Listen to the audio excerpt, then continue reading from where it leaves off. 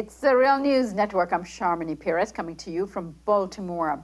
Donald Trump is attempting to pave the way to bring back CIA black sites by way of an executive order.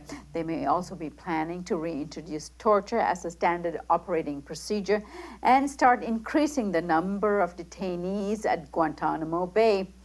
Charlie Savage of the New York Times is reporting that the U.S. president is preparing an executive order that shall once again unleash some of the worst excesses of the Bush administration that were scaled back by former President Barack Obama.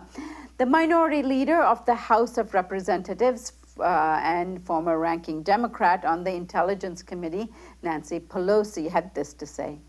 Well, I think that this would be a step backward, and I'm not alone in thinking that the path he's going down is wrong. It is not about our values as a country, and don't ask me, just ask John McCain and others.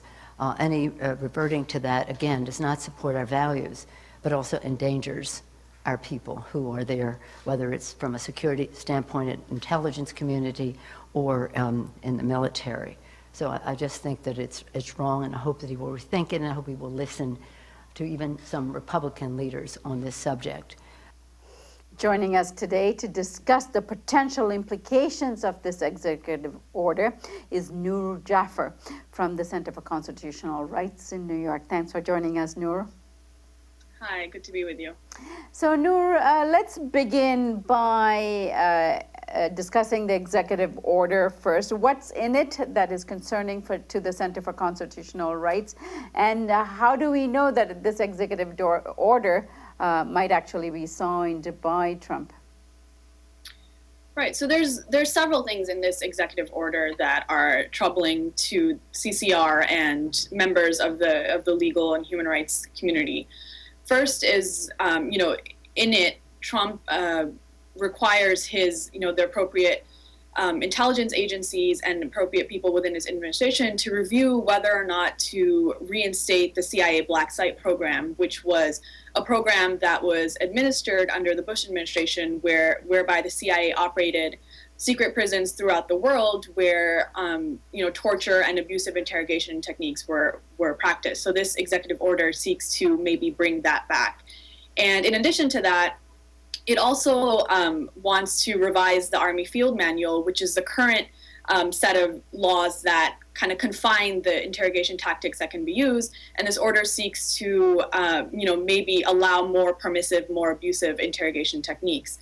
And then with regard to Guantanamo and U.S. detention policy, the executive order wants to stop transfers out of Guantanamo and possibly allow for new detainees to be brought into the prison, something that hasn't happened, for a very, very long time. To be clear, the draft order does not directly or immediately reopen any CIA black sites. It's just exploring the possibility. Is that clear? Yes, it doesn't immediately reopen them, but it directs the appropriate administration officials and agencies to examine whether or not they can be open. Right. And so let's get into the Center for Constitutional Rights position on this. You've issued a press release. Why are you opposed to even investigating the possibilities of it? Well, I think it's important to state at the outset that torture is not a policy matter, it's a legal matter. And torture is illegal under international law, and it's illegal under U.S. domestic law. Under international law, the U.S. is party to the Geneva Conventions and to the Convention Against Torture, both treaties which absolutely prohibit torture.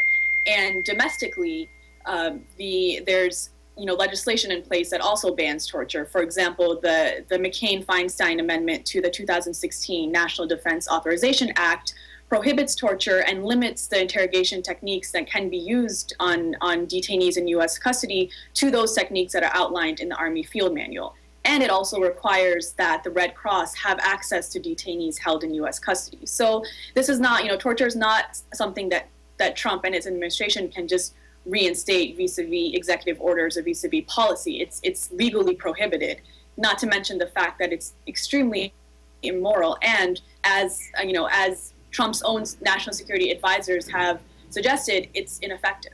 Right. And this is actually reversing a former President Obama issued executive order, one that where Mr. Obama directed to close Guantanamo prison, and the other was the direct the CIA prisons to grant Red Cross access to all detainees and limit interrogations to Army field manual techniques. So this is Trump is attempting to reverse all of this. Why do you think he's trying to do this? Is there any good reason for it?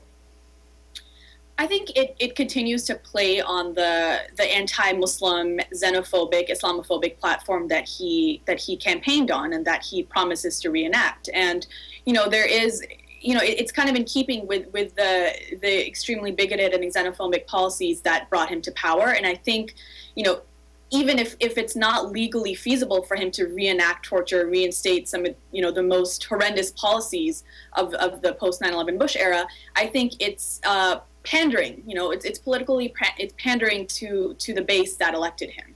Right.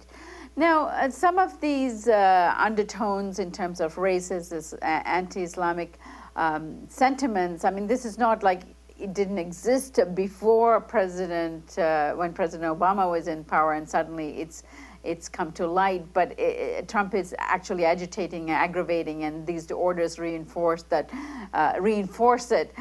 So what are the plans for the CCR in terms of countering all of this, and what should we as say media and people listening out there be doing about it?